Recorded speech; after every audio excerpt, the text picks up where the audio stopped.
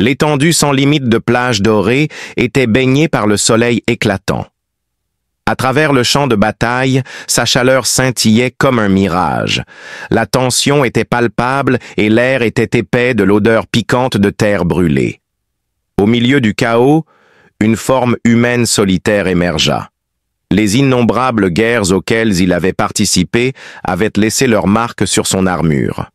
Un soldat expérimenté nommé Arlan Voss dégageait une détermination calme malgré son vaste expérience sur le champ de bataille. Des extraterrestres marchaient en colonne ordonnée à l'horizon, et Arlan les regardait avec des yeux écarquillés. Ils étaient complètement différents de toute autre espèce qu'il avait jamais vue. Ils semblaient presque surnaturels par leur taille, leur vitalité et leur aura de grâce céleste. Alors que les rayons du soleil se déplaçaient sur leur corps, leur teint passait d'un éclat argenté à un éclat bleu profond. Alors qu'ils étaient prêts à attaquer leurs armes, bourdonnaient doucement, et leur noyau d'énergie brillait de manière menaçante. Malgré les mécanismes de refroidissement dans sa combinaison, il sentit la sueur couler sur son front, alors qu'il serrait le poing autour de son arme. Il avait de la compagnie. Juste derrière lui, un petit groupe d'humains courageux tenait bon leurs expressions reflétant à la fois la terreur et la détermination. Ce n'était pas une escarmouche ordinaire, cependant. Réussir était la seule exigence. Une invasion extraterrestre s'arrêta soudainement. Un individu aux robes fluides et à l'air de commandement silencieux s'éleva parmi eux. Selon Arlan, cela donnait l'impression qu'elle était une dame. Ses enjambées amples dévoraient l'espace entre eux, tandis qu'elle avançait avec élégance. Ses yeux étaient d'une captivante nuance de violet et ses cheveux cascadaient sur sa tête comme de la lumière d'étoiles liquides. Tout sembla s'arrêter pendant un instant. Des sensations inconnues plutôt que la terreur firent frissonner tout le corps d'Arlan. Elle s'arrêta brusquement à quelques pas de lui, son regard intense, semblant capable de pénétrer tout son être. Puis, d'une voix à la fois autoritaire et invitante, elle dit. Elle parla avec un accent à la fois mélodieux et étrange, disant à Arlan « Tu es assez fort pour être mon mari ». Arlan ne savait pas quoi répondre. Ses alliés le regardaient avec des expressions perplexes, ne sachant pas s'ils devaient rire ou se préparer à une attaque. La femme extraterrestre inclina légèrement la tête, le regardant intensément. « Ne comprends-tu pas ?» demanda-t-elle. D'un ton plus doux, elle demanda « Je t'ai choisi ». L'avait-elle choisi dans quel but précisément, union, partenariat ou quelque chose de bien plus sombre? Malgré son cœur qui battait à tout rompre, l'esprit d'Arlan tournait encore plus vite. L'un de ses coéquipiers rit nerveusement avant qu'il ne puisse répondre. Une jeune recrue fougueuse nommée Ryland fit la remarque « mon pote, on dirait que tu t'es trouvé un fan club, ce qui était parfois presque offensant. » Mais Arlan resta silencieux. Essayant de comprendre l'absurdité de la situation, il avala plutôt avec force. Sur le champ de bataille, cette idée était hors du commun. C'était hors du commun étrange et inattendu. Il est vrai qu'elle attirait l'attention et l'admiration simplement en étant là. Excusez-moi, veuillez expliquer. Finalement, Arlan s'étrangla et retira un peu son épée. Elle sourit doucement, ses dents nacrées apparaissant à travers ses lèvres recourbées. Elle expliqua en agitant vaguement la main vers lui « Vous avez des qualités que nous apprécions beaucoup. Force, courage et persévérance. Vous avez du mérite. Digne de l'épouser. » Arlan était complètement confus. En regardant ses coéquipiers, il espérait que quelqu'un lui donnerait une piste ou au moins reconnaîtrait son choc. Au lieu de cela, ils le regardaient tous avec des yeux écarquillés et les mâchoires détendues. « Peut-être qu'elle parle de Marie métaphoriquement », murmura Tessa, la médecin de l'équipe dont le pragmatisme gardait généralement tout le monde sur Terre comme un camarade de guerre ou quelque chose du genre. Arlan redirigea son attention vers la femme extraterrestre et dit « Qui êtes-vous » après que Tessa lui ait donné un coup de coude dans les côtes. Rylan a marmonné quelque chose sur son charme. « Je m'appelle Solara », a-t-elle dit avec un air de modestie comme si son nom était un symbole puissant. Sa voix était devenue plus ferme lorsqu'il avait posé la question. Et peut-être que c'était le cas. Quand elle l'a prononcé, plusieurs des troupes extraterrestres adjacentes se sont redressés leur visage, prenant un air de révérence. « Notre peuple a observé le vôtre pendant de nombreux cycles », ajouta Sarah. « L'unité et non la conquête est ce que nous désirons. Vous avez été localisés parmi les vôtres. » Ses yeux brillants croisèrent à nouveau les siens alors qu'elle s'arrêtait. « Pouvez-vous dire oui? Alors qu'est-ce que nous sommes censés accepter exactement ?» Diverses pensées traversèrent la tête d'Arlan. C'était juste fou. Elle est vraiment dingue. Debout sur un champ de bataille désertique, il se retrouva encerclé par d'anciens adversaires qui étaient maintenant devenus des alliés potentiels. Une reine extraterrestre, ou quoi que ce soit d'autre, le poursuivait, et on s'attendait à ce qu'il réponde instantanément. Il balbutia et recula prudemment, disant « J'ai besoin de temps pour réfléchir. » Solara, visiblement peu familière avec l'hésitation, haussa un sourcil. Elle parla d'un ton un peu plus sévère, disant que le temps est un luxe que nous pourrions ne pas avoir. « Prends une décision rapide, Arland Voss. D'où connaissait-elle son nom? » Une nouvelle vague d'anxiété le submergea en réalisant cela. Était-il sous surveillance? Les avait-il étudiés? De quoi d'autre était-il conscient? Le silence inconfortable fut rompu par le rugissement lointain des moteurs avant qu'il ne puisse insister davantage. Au son des véhicules blindés approchant et soulevant des nuages de poussière, les deux camps tournèrent leur attention pour observer le convoi qui s'approchait. Des renforts humains, en somme. Une vague de soulagement traversa l'escouade d'Arland. Pourtant, le visage de Solar devint plus sombre. Sa déclaration fut ferme. Cela ne change rien. Elle avança vers Arlin. La décision t'appartient toujours. Serez-vous avec nous ou contre nous? Arlin sentit le poids de la situation devenir plus lourd à mesure que les véhicules approchaient. Il y aurait des conséquences considérables à sa prise de décision au-delà de ce champ de bataille. Cela pourrait décider du destin non pas d'une, mais de deux espèces, et certainement de sa propre vie. Cela étant dit, comment était-il censé prendre une décision de cette ampleur dans le feu de l'action? À voix basse, il murmura « Je vais rester ici », ne surprenant personne. En se tournant vers son équipe, il dit « Allez-y sans moi. Je vous rejoindrai. » À ces mots, ses coéquipiers se révoltèrent leurs voix mêlées d'alarme et de perplexité. Cependant, Arlan les rendit muets en levant la main. « Faites-moi confiance », maintint-il sa voix inébranlable malgré sa lutte intérieure. Alors que les véhicules passaient, ils obéirent à contre-cœur et montèrent à bord. Tessa fut la seule à hésiter une seconde de plus, son regard inquiet croisant le sien. Elle avertit « Ne fais rien de stupide » en montant à bord du dernier camion. Dès que le convoi a disparu derrière les dunes, laissant derrière lui un nuage de poussière qui s'étendait dans toutes les directions, Arlin s'est retourné pour faire face à Sarah à nouveau. Elle le regardait avec une expression que personne ne pouvait déchiffrer, ni heureuse ni triste. Il a commencé par esquisser un sourire maladroit. Quelle est la prochaine étape? Arlin était maintenant accompagné de Solara alors qu'il marchait côte à côte, sa silhouette imposante, projetant une ombre sur lui. Plus profondément dans le camp extraterrestre, il pouvait sentir un changement subtil dans le paysage alors que des groupes de bâtiments métalliques brillants semblaient surgir du sol désertique. Ce n'étaient pas des habitations de fortune. Ils étaient d'une sophistication bien supérieure, éblouissant d'une iridescence qui défiait la logique. Certains d'entre eux bourdonnaient doucement, faisant battre son cœur, tandis que d'autres pulsaient légèrement comme s'ils étaient vivants.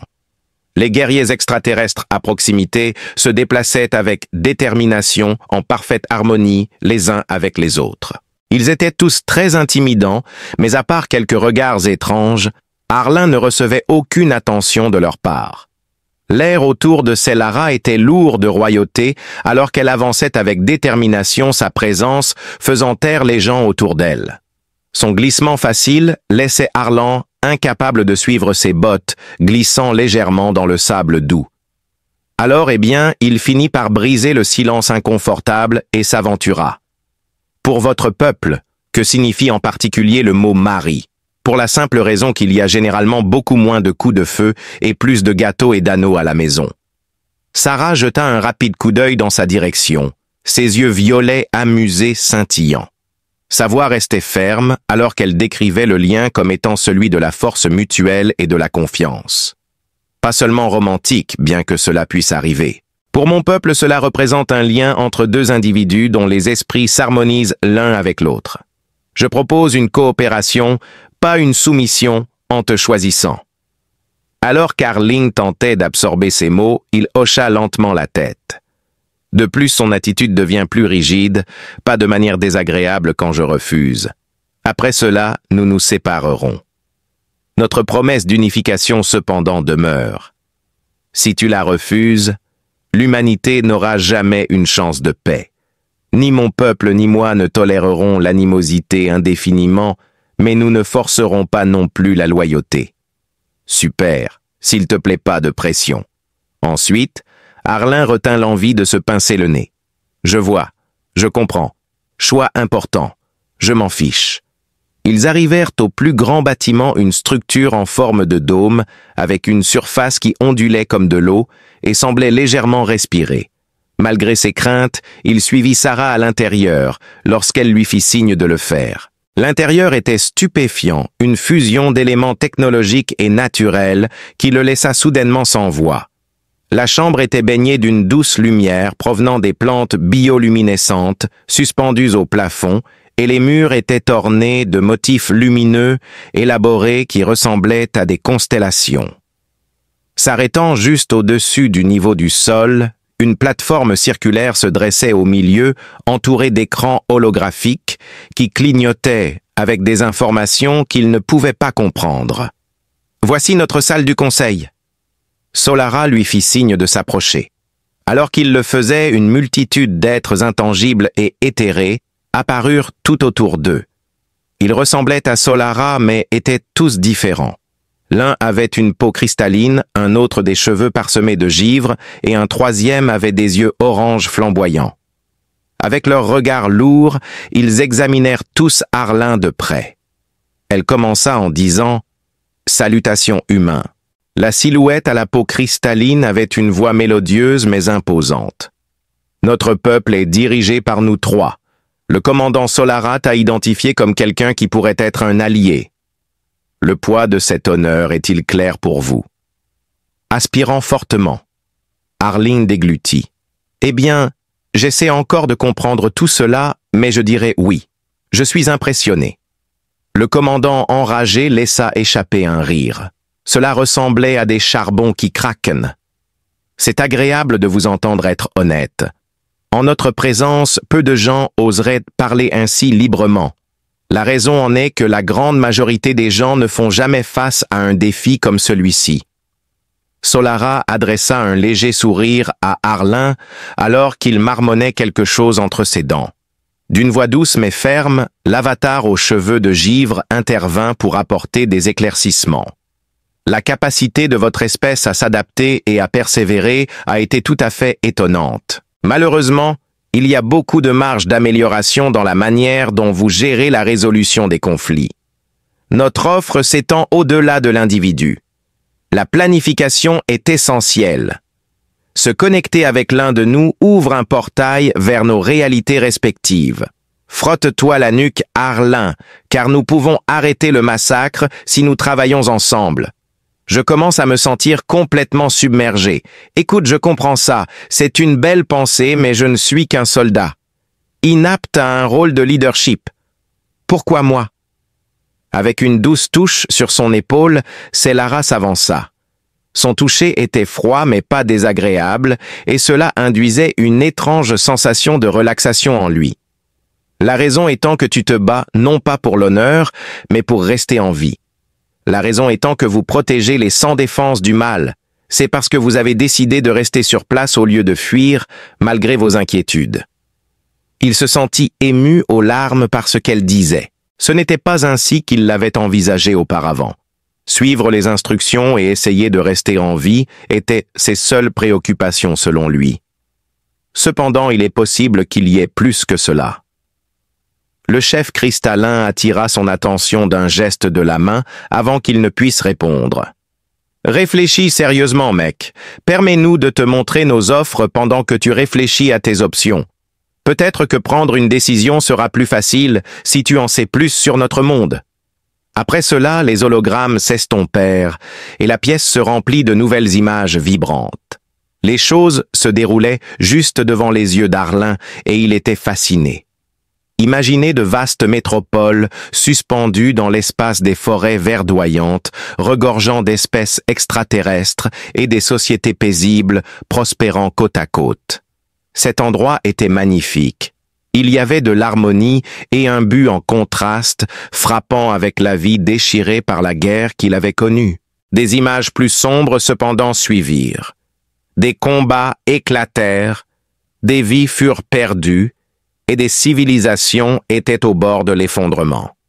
Les habitants de Solar avaient également connu la destruction. Leur peau lisse recouvrait leurs blessures. En fin de compte, ils n'étaient pas si différents des gens. Arlin sentit un nœud se former dans sa gorge, alors que l'affichage disparaissait.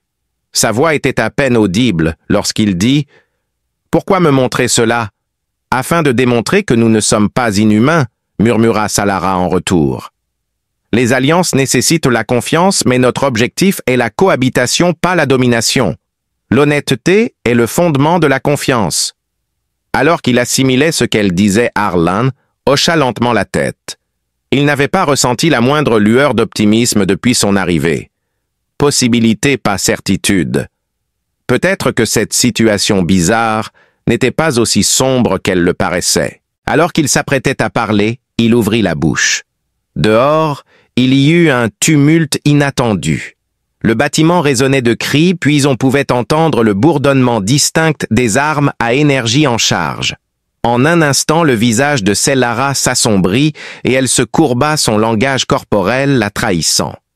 Alors qu'elle saisissait délicatement la poignée d'une fine lame qui reposait sur son côté, elle murmura « Ils sont arrivés plus tôt que prévu. » Arlin attrapa son fusil et demanda « Qui ?» de manière instinctive. « Les dissidents », répondit-elle avec un regard sombre de côté. « Un autre groupe de mon peuple n'est pas d'accord avec cette ligne de conduite. Certains pensent que les humains ne sont pas dignes de confiance. » Juste au moment où Arlan allait poser une dernière question, le mur s'effondra vers l'intérieur, projetant des fragments lumineux dans les airs. Émergeant de la fumée et des débris, une escouade d'envahisseurs spatiaux, avec leurs armes pointées sur Solara, et lui se précipita en avant. Alors que des éclairs d'énergie sifflaient à côté d'eux, Sarah poussa rapidement Arlin de côté et libéra une flamme bleue brillante de sa lame intacte. Avec une fente gracieuse, elle plongea la tête la première dans les attaquants, tandis qu'Arland se relevait d'un bond, levait son fusil et tirait sans but dans le chaos. L'un des assaillants fut envoyé voler par ces tirs. Cependant, ils étaient en surnombre. « Restez vigilants !» Arlan plongeait et se faufilait pour suivre le rythme, mais la férocité de l'assaut laissait peu de place à la stratégie, tandis que Solara criait en parant un coup du bâton électrifié d'un ennemi. Ses mouvements étaient flous et chaque coup de son épée fendait l'air avec une précision dévastatrice. À la dernière seconde, Arlin a agi par instinct et a enfoncé la crosse de son fusil dans le ventre de l'alien, le faisant chanceler et lui donnant l'opportunité de lui donner un coup de pied au genou, le faisant tomber au sol alors qu'un des assaillants se libérait de la mêlée et chargeait vers lui avec un grognement. Il n'avait pas le temps de se réjouir cependant car un autre ennemi approchait rapidement. Au milieu de la confusion de la bataille, Arlin aperçut Solara repoussant une multitude d'ennemis. Son épée dansait comme du feu liquide sculptant des arcs de lumière qui faisaient fuir ses poursuivants. Néanmoins, même Solara n'était pas capable de retenir tout le groupe éternellement. « Tu veux de l'aide ?»« Je n'ai pas besoin d'aide, » rétorqua-t-elle, son ton s'adoucissant légèrement lorsqu'elle ajouta. « Mais je ne la refuserai pas. » Se battant dos à dos, ils formaient une paire improbable mais efficace. La maladresse humaine d'Arland complétait la finesse extraterrestre de Solara. Leurs efforts combinés changeaient progressivement la donne. Alors que le dernier attaquant tombait, ils haletaient tous les deux abondamment couverts de sueur ou de ce qui servait à décrire la transpiration chez son peuple. « Eh bien, » dit Arling s'appuyant contre une colonne brisée, « c'était amusant. Lors des réunions de famille, s'il te plaît, ne me laisse pas visiter ta planète. Arling Voss, tu as de l'esprit. Peut-être es-tu plus fort que je ne le pensais. » Alors que la poussière retombait, Arling ne pouvait s'empêcher de ressentir un étrange sentiment de camaraderie naître entre eux. Dit Solara, son rire résonnant à travers la chambre en ruine. Incertain quant à savoir si c'était le résultat d'une menace partagée ou quelque chose de plus fondamental, Arling savait que ce choix ne serait pas une promenade de santé. Après que le danger immédiat se soit dissipé et que les blessés aient été soignés, il se retrouva assis en tailleur sur le sol poli des quartiers privés de Solar. Contrairement à l'opulence de la salle du conseil, la pièce était étonnamment confortable et personnelle, meublée avec des pièces de bon goût qui reflétaient sa personnalité. Une lumière douce et chaleureuse provenant de quelques orbes à proximité illuminait la pièce, créant une atmosphère de tranquillité. Entre eux, un plateau de fruits exotiques et de boissons chaudes restait non ouvert, attendant d'être dégusté. Arling rompit le silence qui s'était installé entre eux pour commencer. « Votre peuple n'est pas vraiment d'accord pour faire la paix avec les humains, n'est-ce pas ?» Solara soupira ses yeux errants vers le mur transparent qui révélait le désert étoilé au-delà. « Non, ils ne le sont pas. Beaucoup ont peur du changement et s'accrochent à de vieilles rancunes. Ils perçoivent les humains comme imprudents et destructeurs, et peut-être ont-ils partiellement raison. » Arland fronça les sourcils, grignotant distraitement un morceau de fruit.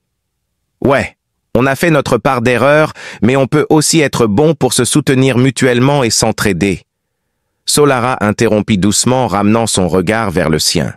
« C'est pourquoi je t'ai choisi. Tu incarnes les deux côtés, les défauts et le potentiel.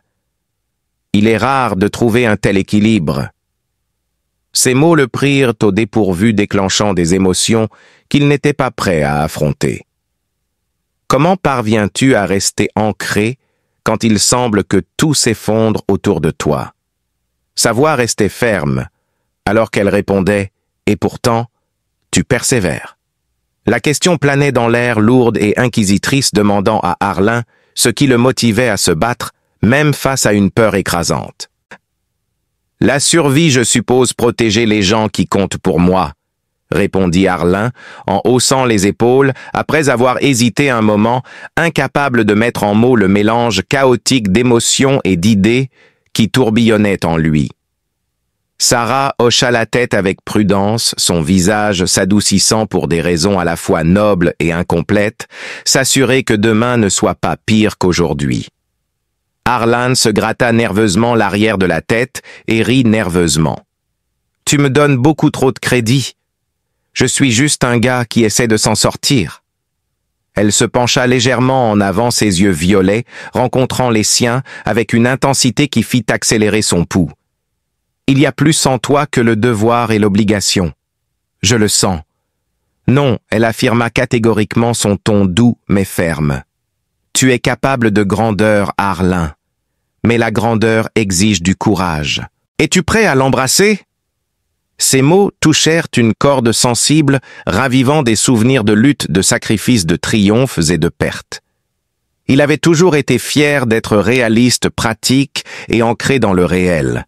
« Je ne sais pas, » murmura-t-il en fixant ses mains. « Tout cela est tellement accablant. » Mais quelque part, sous tout ce cynisme et ce doute de soi, il y avait une flamme d'ambition, un espoir pour un avenir meilleur, peu importe à quel point cela semblait lointain ou improbable. Sarah tendit la main pour poser une main réconfortante sur son bras, l'assurant qu'il n'avait pas besoin de toutes les réponses pour le moment. Son toucher était doux et ancrant. Tout ce qu'elle demandait, c'était qu'il réfléchisse aux possibilités. Imagine un avenir où mon peuple et l'humanité sont unis, apprenant les uns des autres et s'adaptant aux nouvelles circonstances. Alors qu'il se regardait dans les yeux, Arlin aperçut l'optimisme et la sincérité authentique dans ses yeux, et pendant un instant, il se laissa imaginer cela. Un monde sans frontières, ni haine, où la diversité était chérie au lieu d'être redoutée. C'était une vision charmante, bien que naïve. Finalement parlant avec une pointe de vulnérabilité, il continua « Je veux croire que c'est possible. » Mais la confiance ne vient pas facilement, surtout après tout ce que nous avons traversé. Cette espèce extraterrestre n'est pas nouvelle pour nous. De plus, tous ne se sont pas montrés cordiaux. « Je comprends », répondit Silara d'un ton solennel. « Il faut du temps pour que les blessures causées par la trahison guérissent. Cependant, la guérison est possible, Arlin. Chaque voyage commence par un saut audacieux de foi. » Avec une longue respiration, Arlin passa ses doigts dans ses cheveux. « Tu as un talent remarquable pour persuader les autres, n'est-ce pas ?» Son sourire subtil lui fit frissonner le long de la colonne vertébrale alors que ses lèvres se courbaient de manière arythmique. « Peut-être, mais ce que je dis est toujours vrai. J'espère que tu prendras une décision sensée, mais je respecterai ton choix de toute façon. » Pendant un certain temps, ils restèrent assis dans un silence agréable, portant le poids de la conversation avec eux. Finalement, Arlin se pencha et prit un fruit étrange du plateau pour l'examiner de plus près. Il lui était complètement inconnu. Un parfum délicat, qui rappelait la terre imbibée de pluie, accompagnait son iridescence et sa nacre. « Qu'est-ce que c'est » demanda-t-il, faisant signe de l'examiner. « Qu'est-ce que c'est » demanda-t-il, faisant signe de l'examiner. « Une friandise de ma patrie » clarifia Salara, son sourire s'élargissant au fur et à mesure qu'elle continuait. En tant que spectateur curieux, Arlin prit à contre-cœur une petite bouchée après avoir entendu « Essaie. Je pense que tu vas aimer. » Ses papilles gustatives furent assaillies par l'explosion de saveurs épicées, acidulées et sucrées. Il ne put s'empêcher de sourire en clignant des yeux d'étonnement. « C'est tout simplement époustouflant. » Visiblement ravie de sa réponse, Sarah gloussa. Elle se sentait bien. C'est censé être un geste de bonne volonté. D'accord, et alors? Alors qu'il prenait une autre bouchée, Arlan plaisanta avec espièglerie. Est-ce que ce sera le dessert après ça? Son rire plus léger et plus sincère résonna dans toute la pièce. Peut-être après que tu l'auras mérité. Un sentiment de calme et de proximité remplaça l'anxiété pendant un instant. Arlin réalisa qu'il n'avait pas ressenti un tel état de calme depuis avant le début des conflits. Solara l'inspirait à croire en lui-même grâce à sa force, son intelligence et sa foi inébranlable en lui. Cependant, à mesure que la nuit avançait et que la gravité de sa situation redevenait claire, Arlin réalisa que le chemin à venir ne serait pas sans défi. Une multitude de décisions se présentaient à nous, chacune ayant le potentiel de modifier le cours d'innombrables vies. Mais pour la première fois depuis longtemps, il avait une lueur d'espoir, une flamme délicate et vacillante qui ne s'éteindrait pas. Et peut-être, c'était tout ce qu'il fallait pour continuer. Au cours des jours suivants, remplis à la fois d'action et de réflexion, Arlin se rapprocha de Solara et en apprit davantage sur l'histoire, les valeurs et la culture de son peuple. Elle lui enseigna leurs chants sacrés, les cérémonies impliquant la lumière et les traditions qui mettaient l'accent sur l'unité et l'harmonie. Il y avait des moments où Arlin ressentait un lien inattendu avec ces extraterrestres, malgré la disparité évidente entre leurs espèces. Un aperçu de l'humanité commune caché derrière la surface des yeux et de la peau éblouissant. Alors qu'il se promenait le long du périmètre du camp, une nuit, Sarah s'arrêta pour identifier des constellations spécifiques à sa culture alors qu'il marchait sous un ciel orné de 2 lunes. Alors qu'elle racontait des mythes de création, des histoires de sacrifices et des récits de ténacité transmis à travers les siècles, sa voix avait une qualité nostalgique. Sa narration passionnée captivait Arlin qui écoutait attentivement. Pour elle, c'était évidemment plus qu'une simple diplomatie. Cela touchait une corde sensible. Le mal du pays est réel. Il murmura ses observations, interrompant la cadence sereine de son récit. Un regard de surprise traversa son visage alors qu'elle hochait la tête en sa direction. Même si je suis reconnaissante de mon rôle sur Terre, je ne peux m'empêcher de me demander ce qu'il y a d'autre là-bas. Solara inclina sérieusement la tête alors qu'Arline demandait « Penses-tu que les humains pourraient un jour voir ton monde ou est-ce trop dangereux ?» Solara a donné une réponse réfléchie. Cela dépendrait de la capacité à établir la confiance après avoir pris en considération sa question. Il y a des dangers certainement, mais aussi des opportunités, et pas seulement entre nous et nos peuples, dit-il avec un rire sec. Ses lèvres se courbèrent en un sourire subtil lorsqu'elle dit « Ça ressemble à tout le reste dans la vie. Risque et récompense. » En effet. Dis-moi, Arlin, as-tu déjà pris un risque qui a changé ta vie? Demanda-t-il, les yeux errants vers l'horizon où le ciel et le désert se rencontrent. Il détourna ensuite son attention. Ouais, dit-il après un moment de silence. Plus de fois que je ne veux en compter. Les souvenirs des guerres, des amitiés et des vœux faits et brisés reviennent en masse. Certains ont réussi, d'autres non. Elle parla d'une voix douce. Et pourtant, tu continues à prendre des risques. Pourquoi? Sa réponse sincère fut que cela lui fait plus mal de ne rien faire que de rester immobile. Peu importe le risque de blessure ou d'erreur, aller de l'avant me donne l'opportunité de m'améliorer et de me développer. Rester immobile, c'est capituler. Pendant ce qui semblait être une éternité, Solara l'examina, ses yeux violets parcourant son visage. Arlan Voss, tu sembles sous-estimer ton courage. Ces mots s'accrochaient à lui comme une étreinte réconfortante alors qu'il flottait dans l'atmosphère. Ces mots de validation signifiaient le monde pour lui parce qu'il avait passé toute sa vie à remettre en question sa propre valeur. Peut-être pour la première fois, il comprit la signification de sa confiance en lui. Cela lui rappelait son propre potentiel plutôt qu'une nécessité d'approbation. Leur connexion devenait naturellement plus forte à mesure que les semaines passaient et que les chevaliers devenaient des semaines. Ils étaient toujours dans l'ombre l'un de l'autre pendant les entraînements, la planification et même les séances de sparring qui les faisaient rire et haleter. Sarah était une adversaire extrêmement coriace. Arling dépendait de son instinct et de sa flexibilité tandis que ses mouvements étaient fluides et précis. Ils ont formé une alliance étonnamment dynamique en raison de leur style complémentaire mais complémentaire. Dans le feu de la bataille, Arlin a une fois pris Solara par surprise, avec un coup inattendu qui l'a envoyé s'écraser sur la plage. Il l'a plaquée au sol de manière ludique avant qu'elle ne puisse se relever, souriant avec satisfaction. Il s'exclama joyeusement « Attrapé !» tout en haletant secrètement pour reprendre son souffle. Son visage s'adoucit, passant d'une expression de fausse indignation, douce, presque délicate. À voix basse, elle murmura « Impressionnant », sa voix à peine audible dans le vent. Elle avait de petites taches argentées dans ses iris, et il pouvait les voir puisque leurs visages étaient à quelques centimètres l'un de l'autre. La tension entre eux était palpable, comme si elle portait une richesse de sentiments cachés. En cette fraction de seconde, aucun des deux ne bougea.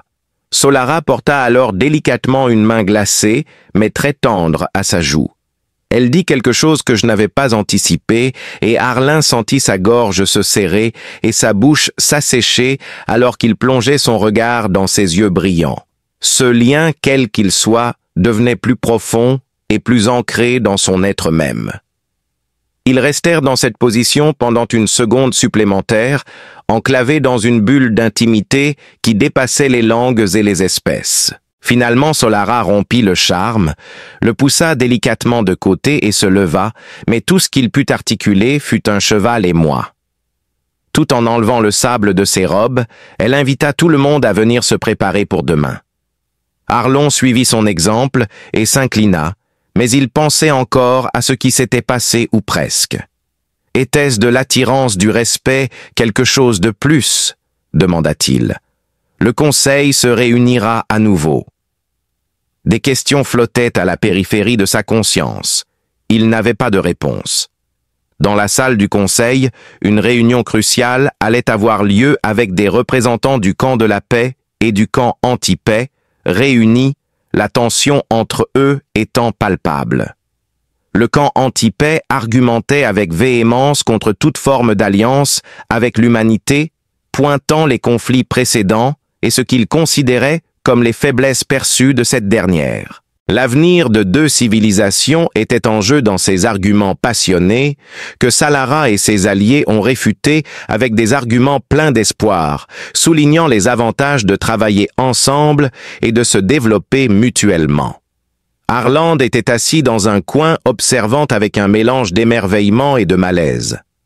Un dentaire imposant et intimidant avec une peau noire d'obsidienne et des yeux rouges perçants se tourna vers Harlin et demanda « Et toi, humain, qu'en penses-tu » d'une voix trahissant son mépris, démontrant que chaque mot et décision portait un poids bien au-delà des limites de cette pièce. Penses-tu vraiment que ton espèce puisse évoluer, ou n'es-tu qu'une pièce dans le puzzle du commandant Solar? La question a piqué l'intérêt de tout le monde et ils attendèrent la réponse d'Harlin. Alors qu'il prenait quelques respirations profondes et se tenait devant le public, il sentait la chaleur monter et son cœur battre à tout rompre. « Je ne prétendrai pas parler au nom de tous les humains, » commença-t-il. « Les mots ne coûtent rien humain. Les actions prouvent la valeur. » Sarah s'avança, se plaçant entre lui et le challenger. « Alors que les actions parlent, » déclara-t-elle sa voix résonnant d'autorité. « Nous sommes résilients, ingénieux et parfois imprudents, mais nous sommes aussi imparfaits, désordonnés et prêts à apprendre. Si on nous en donne l'opportunité, je crois que nous pouvons relever les défis à venir. » Le dissident ricana.